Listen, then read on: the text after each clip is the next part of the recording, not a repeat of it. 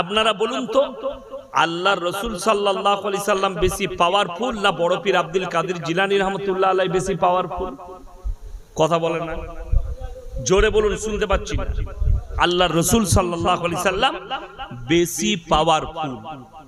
তাহলে যে লোকটা বলছে ইয়ার কানে কে চড়াবে আর এর কানটা টিপে কে ধরবে, যে ওরে মূর্খ, যদি বড় পীর আব্দুল কাদের জিলানী রাহমাতুল্লাহ আলাইহির নাম বিনা উজুতে নাপাক অবস্থায় নিলে যদি লোক মারা যেত, আল্লাহর নাম নিলে তো তাহলে জাহান্নামে ঢুকতে হতো। কথাটা বুঝতে পারেননি? রাসূলের নাম যদি কেউ বিনা উজু নাপাক অবস্থায় নিলে সে তো জাহান্নামে যেত। আপনারা কি বলছেন বিনা উজুতে রাসূলের?